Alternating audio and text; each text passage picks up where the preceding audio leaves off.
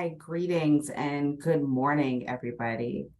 Um, my name is Sauda Dunlap, she, her are my pronouns, and as Lindsay shared, I'm the Assistant Vice President of Equity and Belonging here at Vibrant Emotional Health. We have the honor of having two panelists share their insights about how we as a community can intentionally improve our response to disasters to include people of all experiences. First, I'd like to introduce and share a bit about Dr. Sinead Sant-Burkett. She is a counseling psychologist based in New York City. Her lived experience as a multi-racial, multi-ethnic, first-generation American significantly inform her work. Her professional interests center on racial, cultural socialization and the intersectionality of social cultural identities across the lifespan. The impact of systemic, institutional, structural, social, and cultural forms of oppression and privilege on individual and collective well-being and feminism, social justice, diversity, inclusion, and advocacy in psychology and education. Thereafter, Leighton Jones will present. Leighton is the Director of Emergency Response and New Initiatives for Direct Relief, an international humanitarian organization in Santa Barbara, California. And Leighton's backgrounds in nonprofit administration and emergency management, having previously worked as the Chief Program Officer for the American Red Cross of Massachusetts and in various leadership positions for the American Red Cross and the Salvation Army in New York. He has deployed in response to numerous disasters across the United States, including hurricanes, tornadoes, floods, fires, and aviation disasters. So following the presentations, we will leave time for Q&A. Feel free to post your responses in the chat box. And without further ado, here is Dr. Burkett. Thank you and be well, everybody. Thank you, Sauda, for that welcome and introduction. Good morning, everyone from South Brooklyn. So again, as Sauda kindly shared, my name is Sinead Sant-Burkett. I'm a counseling psychologist, an organizational consultant with Workhaven Consulting Services, a faculty counselor at a local college, and a proud solo mom. And I thank you so much for joining us today. The terms diversity and equity have become a greater part of our day-to-day discourse than perhaps ever before. Many of us likely live and work in more diverse communities than previous generations, whether a function of globalization and the growing population of racial ethnic minorities, or the increasing visibility and presence of sexual and gender minority individuals in our society. The term diversity is frequently associated with the idea of difference, and it commonly refers to the various socio-demographic or cultural identities of individuals represented within a certain setting. Due to the ever-expanding diversity of our communities, workplaces, and especially the people we serve, it's imperative that we attend to the range of the human experience and actively expand how we respond to individuals' needs. So today I'll begin by defining some terms so we can have a shared language. While I may be preaching to the choir, communication and language are at the core of everything we do. And it's important that I define some terms just to reduce the possibility for confusion or misunderstandings. Then I'll briefly outline a multicultural framework and certain tenets of cultural competence. And finally, I will offer some practical recommendations for how to engage and assist with disaster-affected communities, or more specifically, what to do with the language and understanding that I'm presenting today.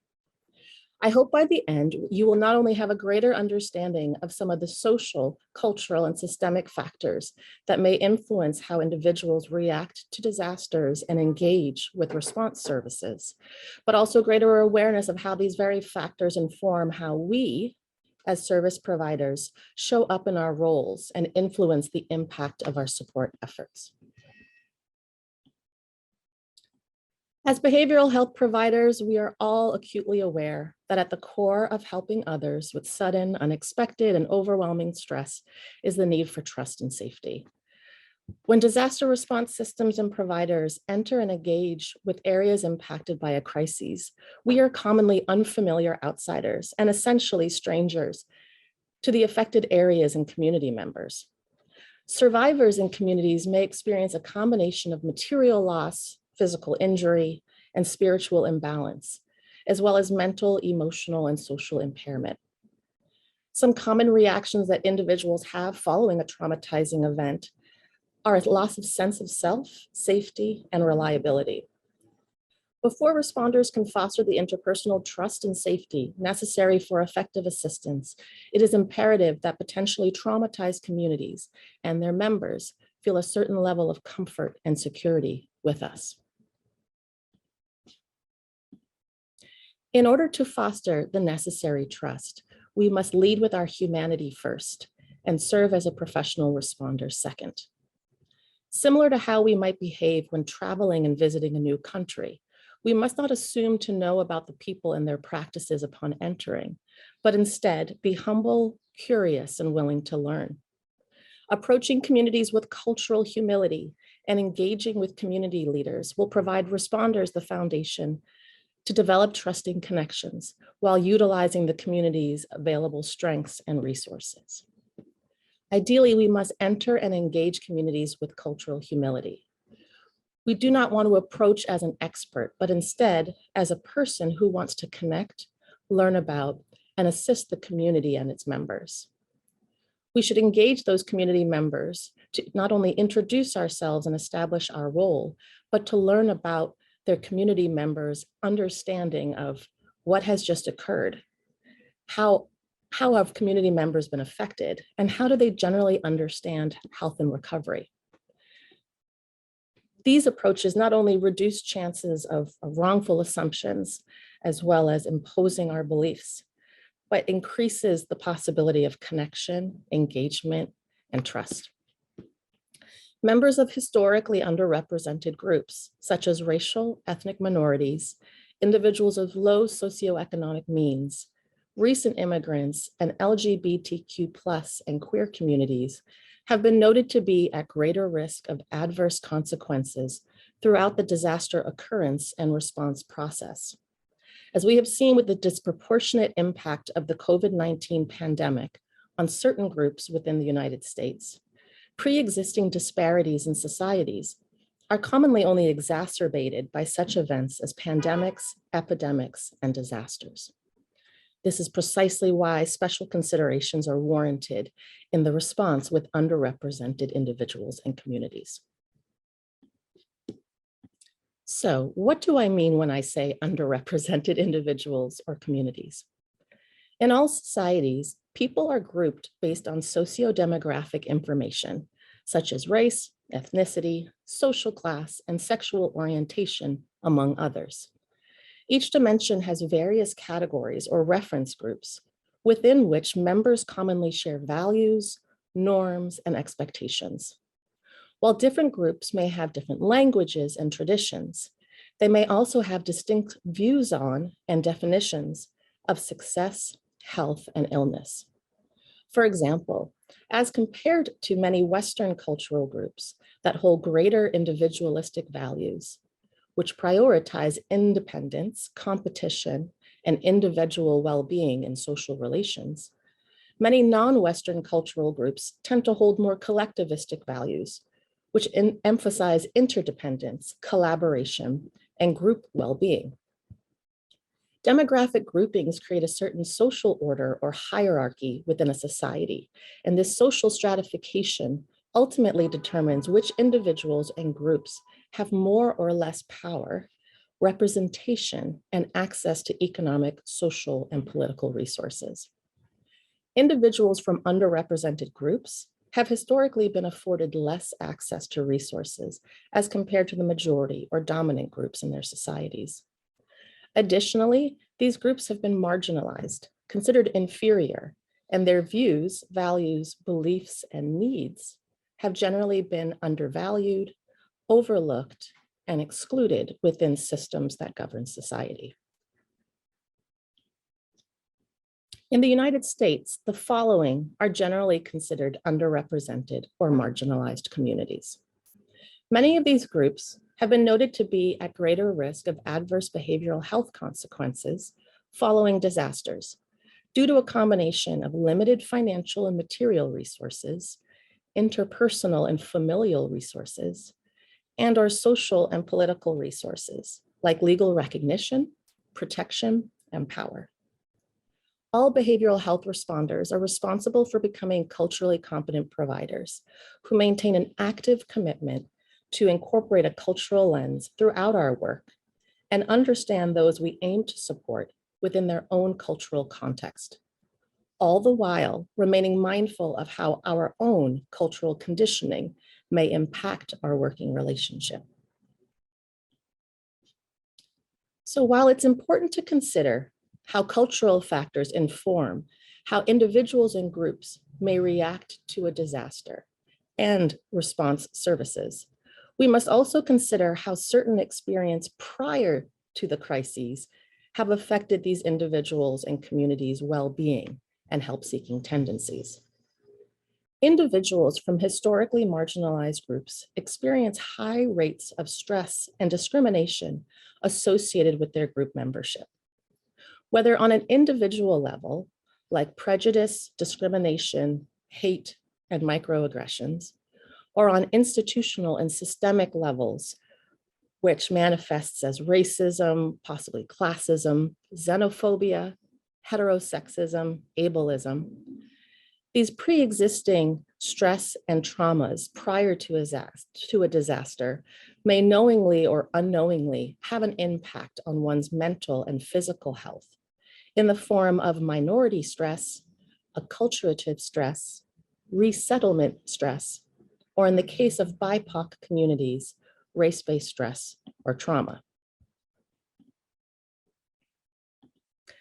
Many marginalized groups have been found to have disparities in mental health care as compared to dominant or majority groups. Generally, these communities are less likely to utilize mental health services, receive poorer quality of care, and experience possible barriers to mental health care.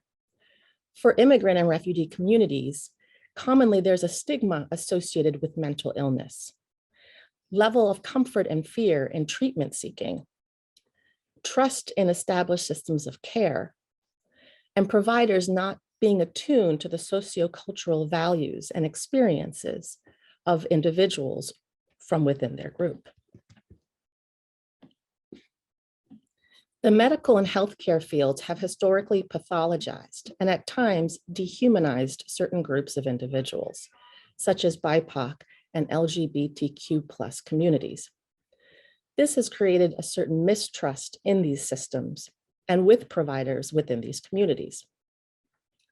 Within the helping professions, certain cultural views and values are amplified and more readily represented than others.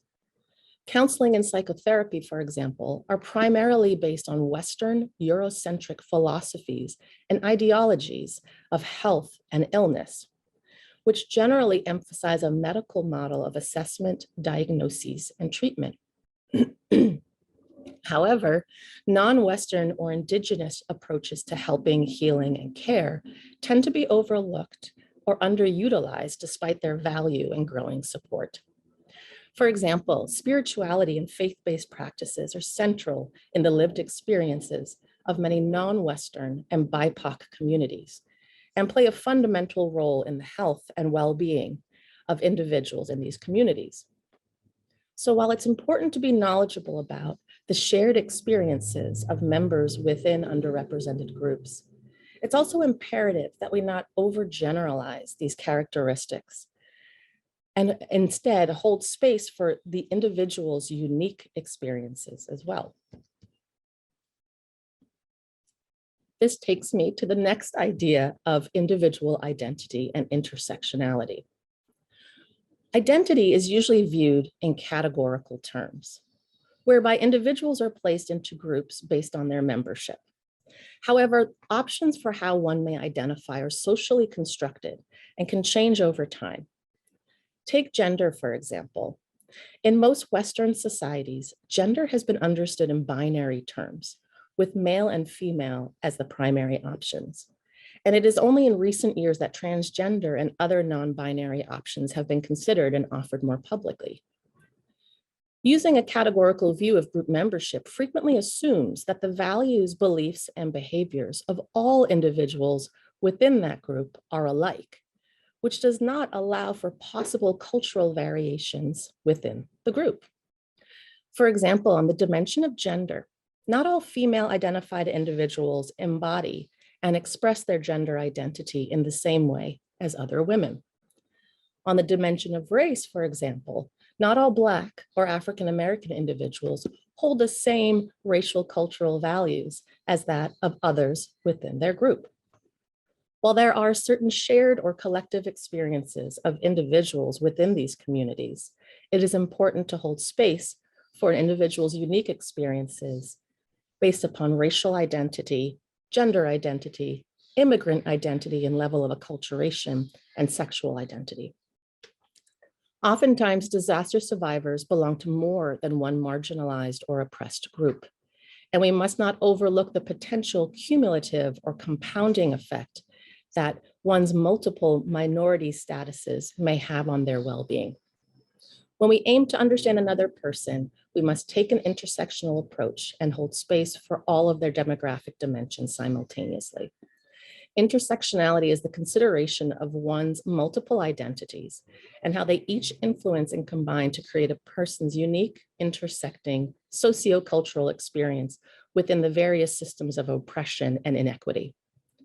Utilizing an intersectional approach in our work can potentially aid in us getting closer to a client's lived experiences in all of its complexities and reduce our chances of making assumptions based on our own perceptions, beliefs, and biases.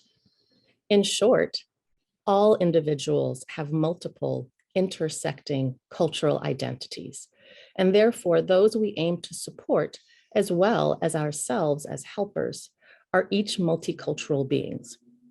Using this framework, we are always engaging in cross-cultural exchanges, whether knowingly or not, which is why cultural context is so important to consider in our response and support efforts.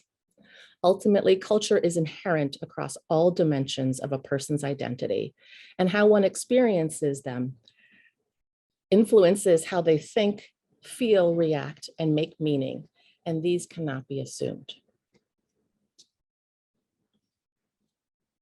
Now, let's take a few minutes to consider ourselves as cultural beings. Which groups are you a member of? How do you identify based on these dimensions I've been talking about, in addition to others such as religion, disability status, and age? What are your cultural identities and your unique multicultural intersecting identities? And do you identify with one or more underrepresented groups? While I maintain an active awareness of all my identities and how they inform my role as a helper, certain aspects of my identities may become more or less salient depending on the context of a given work setting that I may be in, or a given client or community that I may be working with. Generally speaking, when we're engaging with what seems to be a culturally different individual or community, we must invest greater energy and attention on how those particular dimensions of difference may influence our ability to empathize and foster trust with others, especially in response to crisis and disasters. So, now that I've emphasized the importance of cultural context, let's shift our attention to specific considerations in disaster mental health response. At the community level, we must aim to learn the community's local idioms of distress, or the ways that individuals express psychological problems or difficulties. These problems may look differently across cultural groups. For example, individuals from many Latinx and Caribbean communities tend to exhibit their distress through physiological symptoms, such as headaches, feeling weak, or possibly fainting episodes. Understand the community's access to and previous utilization of existing support services. Inquire about their help-seeking behaviors. How might these be informed by cultural values, beliefs, and/or culturally appropriate mistrust of Western Eurocentric support systems? Certain communities may rely on traditional healers, spiritual leaders, and/or respected elders for assistance, care, and guidance. Consider a greater need for community-based interventions. Collectivistic cultural values and a public health approach may be more readily received from certain communities and individuals. This, paired with individual psychiatric treatment for those requiring a higher level of care, may be ideal. Lastly, provide easily accessible services. Actively and collaboratively engage with community members. Normalize and validate distress and their help-seeking behaviors. Collaborate with local and traditional healers to provide an integrative approach. Demonstrate a value of interdependence as well as independence. Provide psychoeducation to complement psychiatric services, and foster and promote community engagement. On an individual level, consider utilizing a humanistic, person-centered, and strength-based approach. Many members of underrepresented groups experience an interconnectedness between their mind, body, and spirit, which ultimately affect their physical, mental, and spiritual functioning. While Western models of counseling and psychotherapy may at times rely on talk therapy, communication is 75% nonverbal, and how we engage in nonverbal communication in response to disasters has a huge impact on how we are perceived and received. This may be even more important to consider when we do not speak the language of the affected individuals or communities. Nonverbal communication influences culturally informed empathy and improves the likelihood of respect, understanding, and compassion.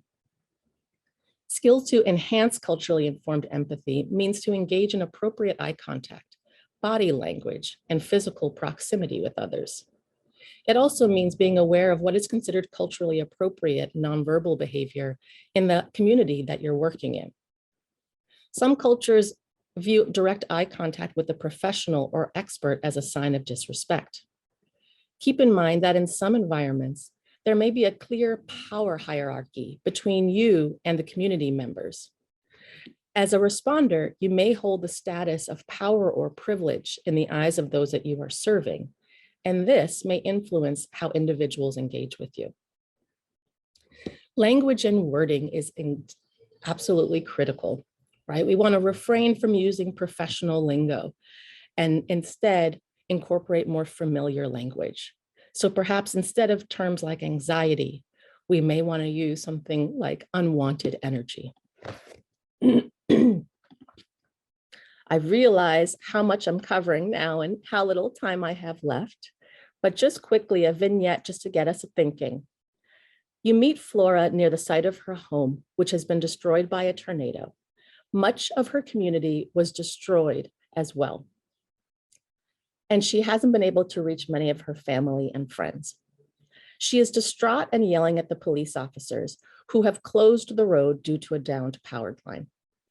As you approach Flora, who may look, speak in a language, and hold different values from you, you know that you need to quickly foster a sense of connection and trust with her before you will be able to effectively validate her distress and offer your assistance.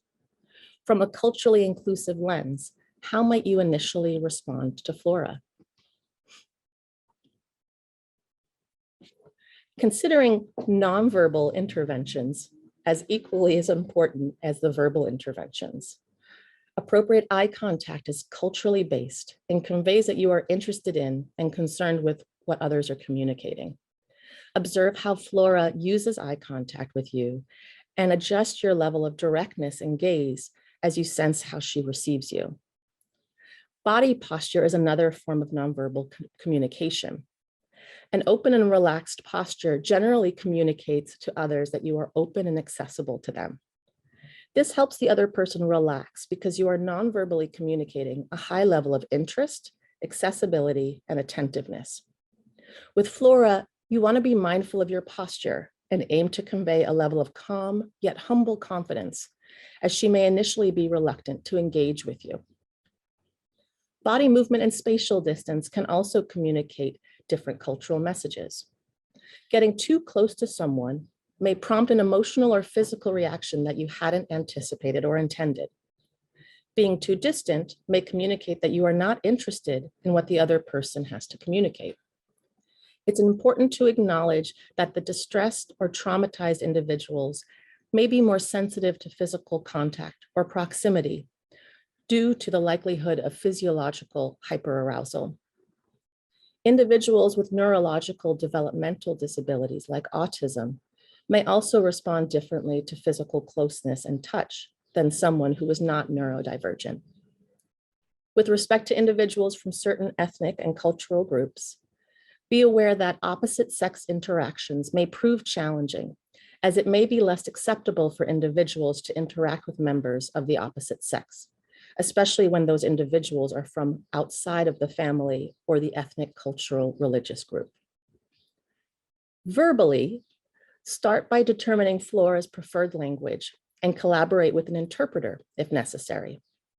Introduce yourself as a person as well as a professional, and acknowledge any possible group differences between you and Flora. This can not only be orienting and organizing, but can also provide Flora the opportunity to correct you if you assumed wrongly and provide you more information about her various identities. Lastly, inquire about community leaders and systems of support to determine how best to engage with and collaborate with community-based individuals and systems. To summarize, the takeaways for providing culturally responsive, inclusive, and affirming disaster care are to acknowledge the cultural context and the impact of group membership, as well as intersectionality on an individual's reactions to crisis, as well as their engagement with our response efforts. Become actively aware of your own identities as a multicultural being and professional, and how they may be perceived and received by affected communities and their members. And finally, approach with cultural humility and a strength-based perspective to determine clients' adaptive and culturally informed ways of healing and managing difficulties. Many non-Western and underrepresented groups rely on family, community, storytelling, music, and spirituality to heal, resist, survive, and celebrate. Incorporating a culturally affirming and inclusive response is vitally important as it conveys the value of validating, respecting, and affirming an individual's cultural selves as a central and invaluable aspect of their humanity and their healing. The experience of being validated and affirmed, not just in our respective cultural identities, but in our lived and emotional experiences as human beings, can be incredibly therapeutic in general and profoundly healing in the context of disaster mental health.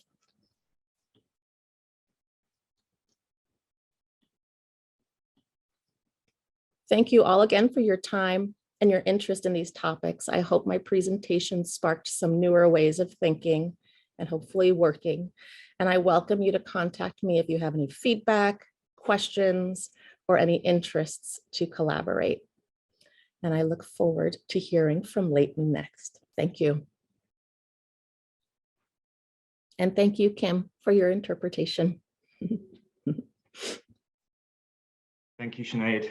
I appreciate this. That was a really good overview of being much more inclusive and aware of the different people that we're going to interact with after a disaster. Specifically, I'm going to talk for the next few minutes around the LGBTQ+ community and how we can be more welcoming, inclusive, and celebratory of this community through our work after our disasters. So this is a quote from the US Department of Health and Human Services. Disasters don't discriminate, but sometimes people do.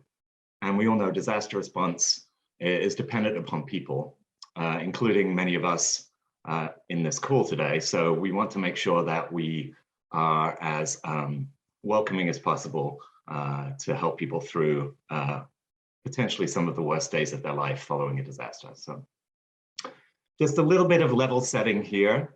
The LGBT community is a very diverse community and everyone is unique. So my presentation today is going to be very high level overview of things that are relevant to this community and important to consider, but it's by no means kind of a deep dive into all the different characteristics and challenges that this community face. And as I say, everyone is unique. So we want to make sure that's clear before we start this presentation.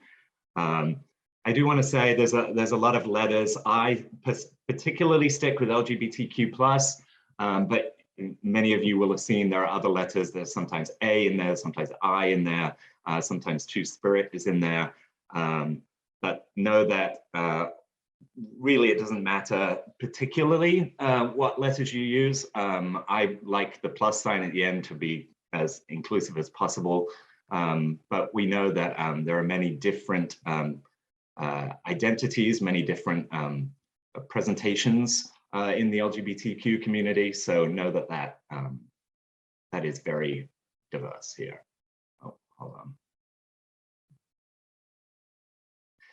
So where is the LGBT community? So I think there's some misconception in some parts of the population that the LGBT community is concentrated in big cities, potentially even on the coasts.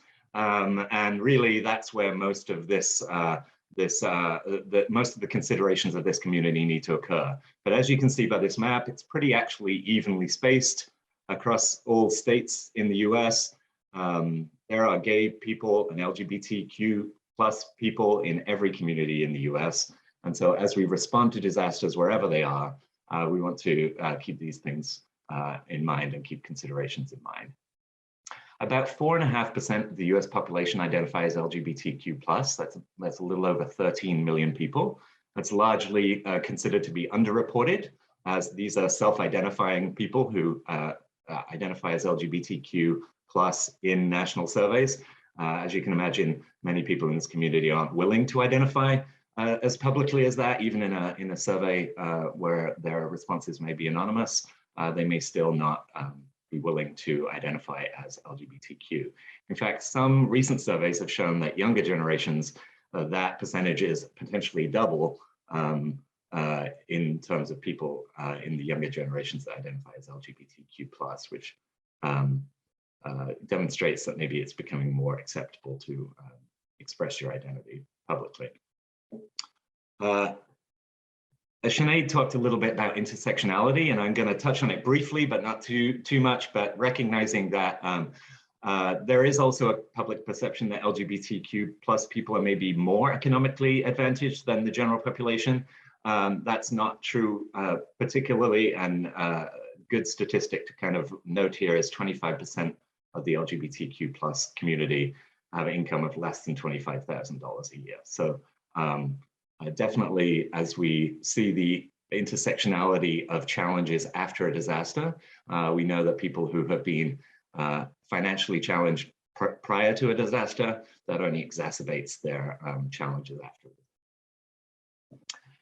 So a little bit of kind of level setting more here, just very briefly. I'm not going to read all of this because we're tight on time this morning, but LGBTQ+ youth, 42% of LGBTQ+ youth say they don't live in a community that's accepting of LGBTQ+ people. That's 42%. That's a large percentage of people who don't feel accepted in the community they live in. And 90% of LGBTQ+ youth have said they've been harassed or assaulted in the past year. It's a very high statistic when we consider the trauma that people bring with them into a disaster situation. They're already maybe guarded and have past trauma that they're still continuing to work through.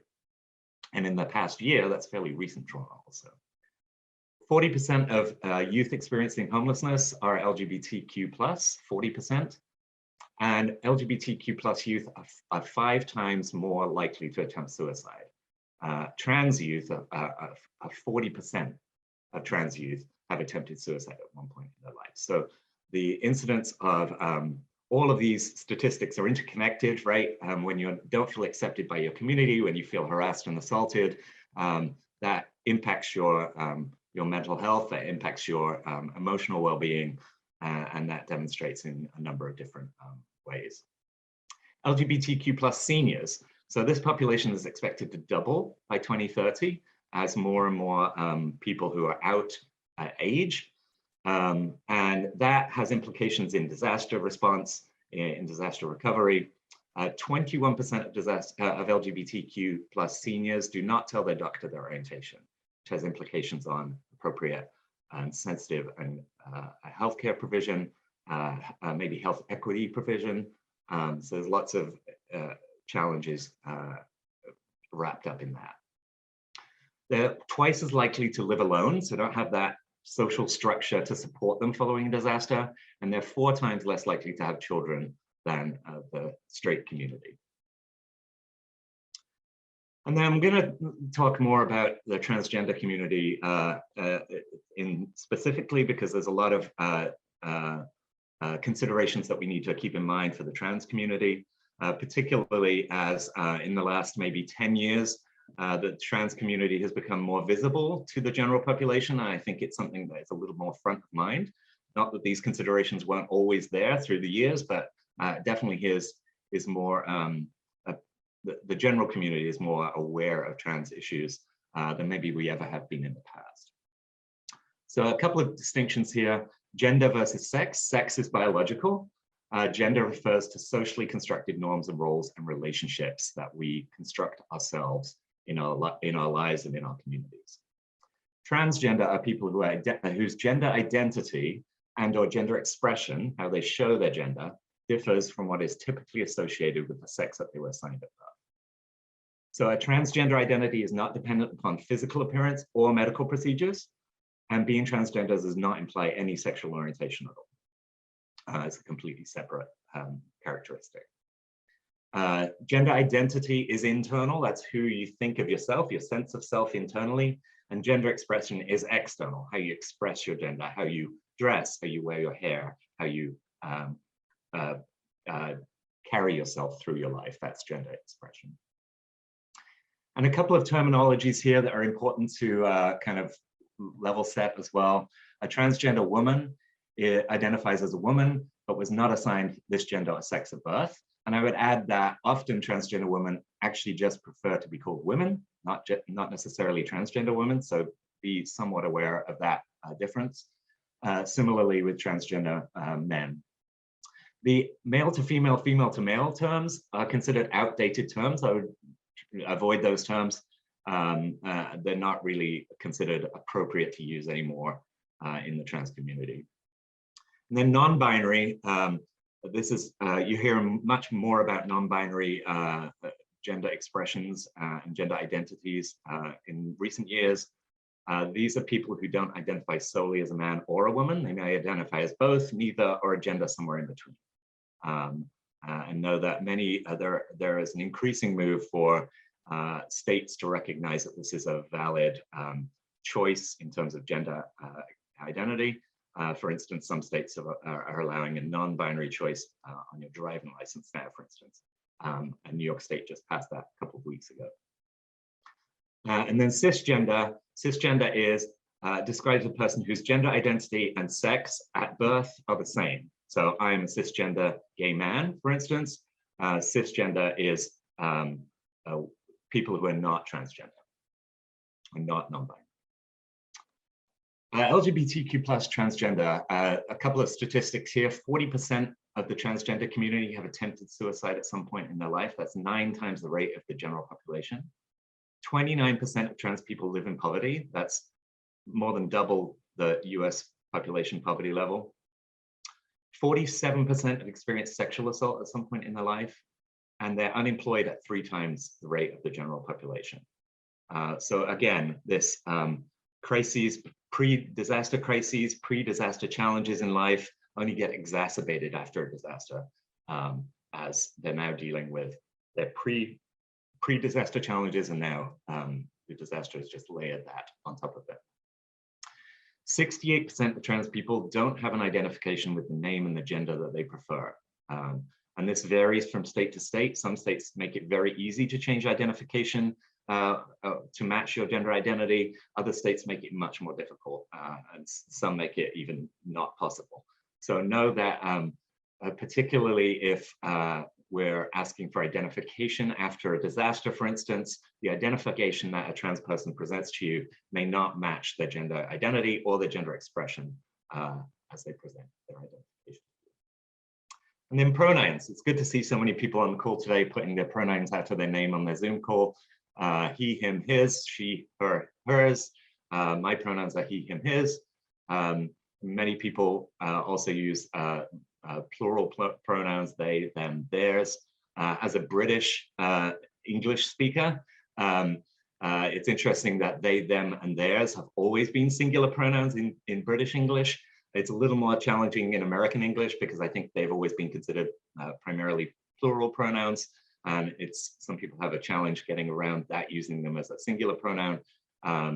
But if you think of the fact that often we use they, their, and them as singular pronouns anyway, for instance, when you don't know the gender of somebody, you say somebody left their cell phone at the bar last night. That's not multiple people, that's a singular person. We don't know their gender because we don't know who they are, and we use their, and them as their pronoun, as a singular pronoun at that point. So if you don't know somebody's pronouns that they'd like to use or that they use in their life, ask them and apologize if you misgender them. One of the terms that we're moving away from using is preferred pronouns, because in the trans community and in the non-binary community, these pronouns aren't necessarily preferred, they are their identity. So just ask what pronouns do they use in their life. And then dead naming is referring to a transgender or non-binary person by the name they use prior to transitioning, such as their birth name. So again, if you misgender or dead name somebody, apologize, say you'll do better, and learn from that and move on. A couple of action points here. Normalize asking for pronouns for everyone, not only those people you assume are non-binary or trans.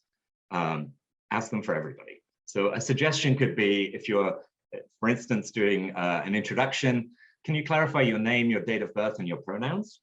That's a really good for everybody, asking them their basic information so that you can capture it, and then you can interact with them in an appropriate way.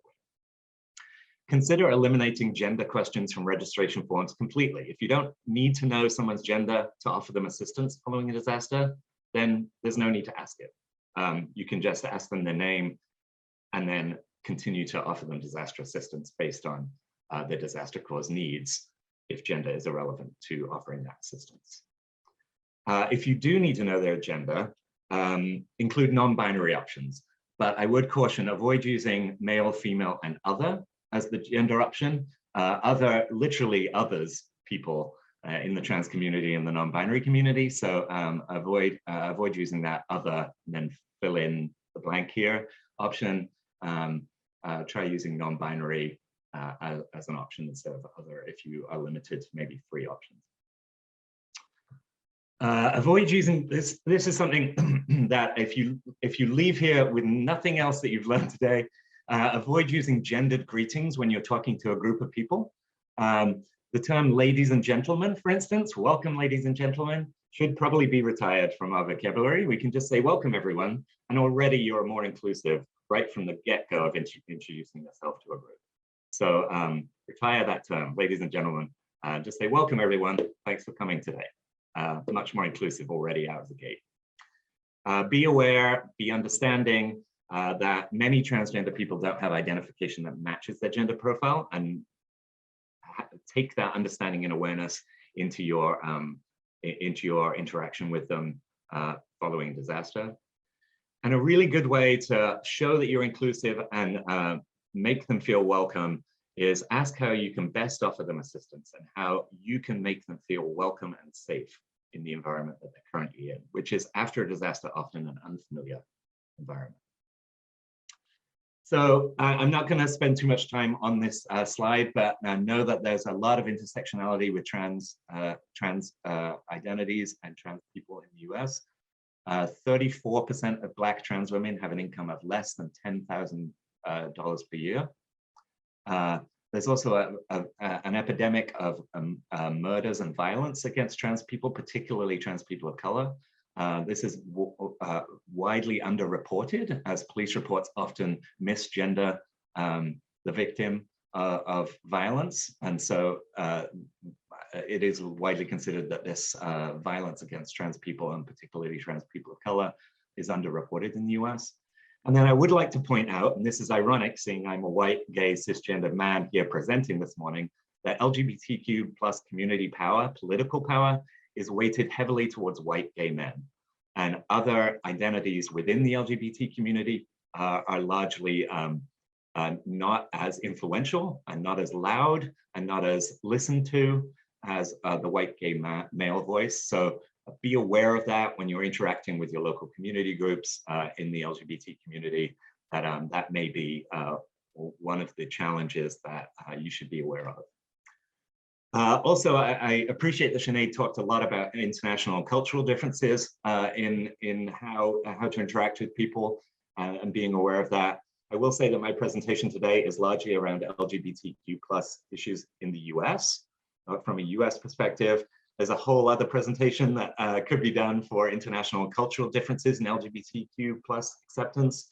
But know that those nuances come into play in US communities as well, depending on somebody's family background, cultural background, that can play into how they feel about their LGBTQ plus acceptance, how their family feels, how their community feels around their sexual orientation.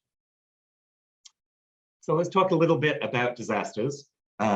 This is the Stafford Act. Many of you are familiar with the Stafford Act, the federal act that kind of dictates how FEMA operates after a disaster and other things.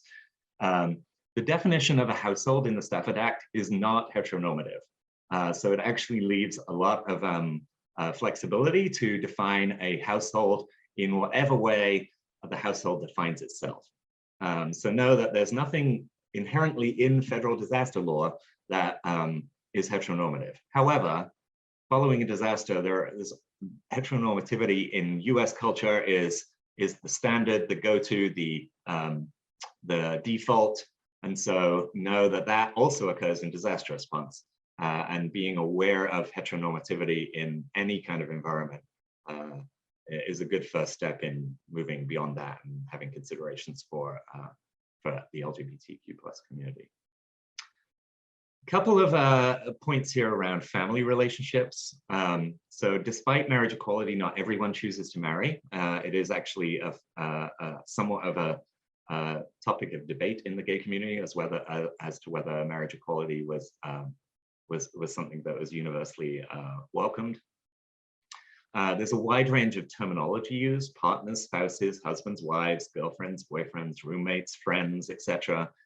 In fact, some people who are in the LGBT community who are not legally married might still call themselves husbands, wives. And some people who are legally married might not use those terms and might still refer to themselves as partners or spouses. There's a different perception of anniversaries because marriage equality is a fairly recent development in the LGBTQ community, and many relationships have been around for much longer than that. You may hear people in the LGBT community say, we've been together for 30 years, but we've been married for 4. And so that kind of difference in anniversary perceptions is very prevalent in the LGBT community, as I think it is more and more in the straight community as well. Many LGBTQ plus people may have chosen families that are very important for their structure, their support structure, and their extended family may not know or recognize LGBTQ plus relationships in their family members.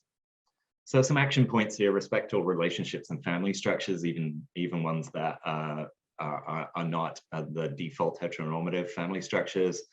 Avoid asking too many intrusive questions about their relationship if it doesn't matter for service delivery following disaster. And honor the importance of chosen family members and making sure that those chosen family members are still connected and providing support to each other. Use gender-neutral language on family registration forms. For example, use parent guardian in place of mother father, or partner spouse in place of husband wife.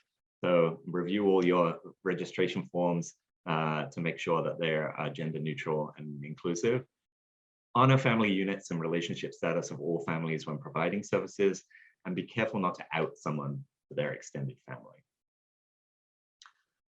So LGBTQ plus community, I like that Sally, to open the day, talked about making sure you're interacting with local community groups who are on the ground all year round, day in, day out, serving their community.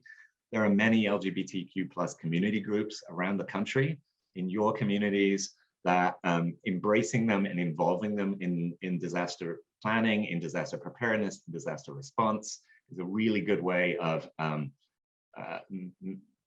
having whole community planning for disasters to include the LGBTQ plus community. LGBTQ plus community gathering spaces are also also important. Community centers, LGBTQ plus businesses, gay coffee shops, welcoming faith communities, even LGBTQ plus bars and nightclubs play an important role in gathering the community. And after a disaster, many of these may be impacted, may be shut down. For example, after Katrina, 4 of the 7 LGBTQ plus community providers in New Orleans closed and have never reopened. So the importance of recovery, community recovery, is really important here, and being aware that some of these community providers may actually need support following a disaster to ensure that the community itself can support each other and those connections remain in place. I would also say the LGBTQ plus community rely on online connections. Many of us do, even the straight community relies on online connections, but particularly in rural areas, LGBTQ community members may not have a gathering spot. And so those online connections take on an even greater meaning. And after a disaster, if there's no power or internet connection, those online connections also become less secure. And so the support needed following a disaster from those connections also may be missing, which is an important thing to recognize. So here's a case study to kind of wrap a couple of things up here. This is a trans woman who was arrested for taking a shower in the women's bathroom at shelter at Texas A&M University following Hurricane Katrina. She actually spent 5 days in jail for criminal trespass. So clearly, I don't think anybody in this call would want to see something like this happen again. This just exacerbates trauma on top of trauma on top of trauma. So making sure that we're accepting and welcoming in disaster shelter environments too. And I'm going to briefly go over some things here. You know, having a shower sign-up schedule for everyone, that actually provides greater privacy for everyone, not only trans and non-binary folk, but having a sign-up sheet where you sign up for 15, 20-minute time slots, and you're the only person using the shower at that time, then it doesn't matter what gender you are, you have a private shower time that is for you. That's better for everybody. So it's a really good suggestion.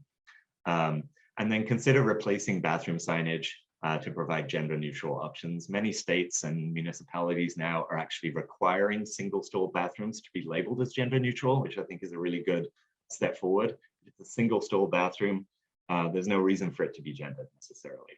So that's a really good solution to temporarily replacing bathroom signage, or permanently if you have that power in your facility. And then a couple of other things to ensure that staff and volunteers actively monitor the shelter throughout the day and night. This helps provide a safe environment free from harassment or violence for everyone, not only for the trans community, and include non-binary gender options, which we've already covered on registration forms. So a couple of final things here. On this call today, I don't know many of you in this call today, but I have outed myself on the call today as a gay man. And for members of the LGBT community, coming out is not a once in a lifetime event. It is a daily thing. For instance, I just came out to all of you guys. It is a daily thing to come out that straight people don't necessarily have to do in their day-to-day life, but LGBTQ folk are very acutely aware that they're continually coming out to new people that they interact with. And in a disaster, there is a tendency to recloset. Even people who are out in their pre-disaster life may, during a disaster, choose to recloset just to make it more comfortable or easier, or to avoid a threatening or unfamiliar environment. So know that that's a factor that should be considered. If you're responding to a disaster with fatalities, potentially extended family complications, relationships play into that. That's more and more of a challenge as we see LGBTQ community places impacted. So the main example here would be the Pulse nightclub shooting in Orlando, where the community itself was the target. There is some intersectionality there too, but know that that's a challenge with extended family not being aware of somebody's LGBTQ plus orientation, but now having it revealed to them at the time of a disaster, which is obviously not the greatest time to learn that information. The other couple of things here too, that often the LGBTQ plus community is actually themselves blamed for the disaster. Like the hurricane hit New Orleans because New Orleans is decadent and has LGBTQ folk there, right? So we hear this from some extreme voices in our community, in our society, that only exacerbates the LGBTQ plus community maybe seeking assistance following a disaster. And be aware that there's a distrust in the LGBTQ plus community of the American Red Cross around the blood donation challenges with the Red Cross. Not that that's the Red Cross's fault, but know that that is brought to the table. And then many disaster response activities are undertaken by faith communities who are also maybe distrusted by the LGBTQ plus community. So invite LGBTQ plus community leaders to be part of the emergency planning process. Invite them to drills and exercises and planning tables. Make them part of the process so that the process itself is inclusive, not only the response is inclusive. And acknowledge, and Sinead mentioned this too, acknowledge past negative experiences and distrust, and reassure them that you right now are here to support them following their disaster. So finally, a couple of resources here. The one on the right is from the Human Rights Campaign. It's a cultural competency guide for emergency responders and volunteers after a disaster. It's slightly outdated, although I would say 95% of it is really still very good, but it was published about 15 years ago. And so I personally, I don't think there's enough trans language in that document, but know that it's still a really useful document. And then on the left, this is from Fenway Health in Boston, affirming care for transgender and gender nonconforming people, best practices for frontline healthcare staff. Not necessarily a disaster document, but some really good information there about how to deliver healthcare in an inclusive and equitable way to trans and gender nonconforming people. So here's my information, ljones@directrelief.org. Please contact me for any questions that you may have. And I think we have some time left for Q&A. Thank you very much, everyone. Hi, thank you, Dr. Burkett and Leighton, for your presentations. It was definitely a wealth of knowledge, and hopefully participants can apply it to their work. So we're pressed for time, so I'm only going to be able to get in one question. For those who had questions in the Q&A section, please feel free to put them in the chat so they can be responded to, but I'll take the first one on the list. How does the risk of suicidality in the transgender population manifest during a disaster or crisis, given that they're the highest risk for suicidality in the LGBTQ plus community? Yeah, thank you. I think with everything,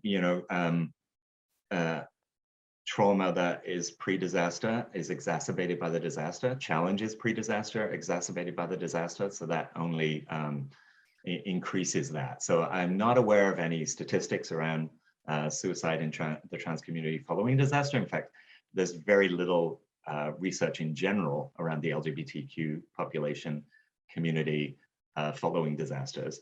But I think we're all aware that those kind of traumas and challenges just get exacerbated multiple folds following a disaster. So something absolutely to be very aware of. And then the last one before we shift to the next presentation. This is related to Dr. Burkett's presentation. how do we apply these learnings in a disaster response context? How can you balance cultural humility and discriminatory views towards certain groups? Well, first, thank you for the question. I think something that's really important to try and normalize as providers is to really bring our fullest selves to our work, and just more specifically, we shouldn't expect just certain groups to have to out themselves, right? And so again, when we're engaging with a new individual, introducing our respective identities, right? So it's not just the people who might be different or diverse from the majority groups who have the responsibility to out themselves, right? So I think that's one possible way. For certain individuals, right? They may not have had the space within their communities to be their fullest selves, right? And if you're coming into their community and sort of introducing yourself as a guest in their community and just providing them your various identities, in some ways that might give them permission to then respond and reciprocate with their identities, right? And so it really, I believe it really, it's important for us to maybe get comfortable with being uncomfortable and bringing parts of ourselves as fuller human beings, cultural human beings, to the work, to then maybe welcome that from those that we're engaging with. I hope that kind of answers it a bit. Yes, thank you to you both. We appreciate you being here and sharing your wealth of knowledge. And again, please, feel free to connect with I think in the chat, there are links to the presentations, and Dr. Burkett and Leighton have left their contact information for you all to reach out to them. So thank you both. And I'll shift back to Lindsay.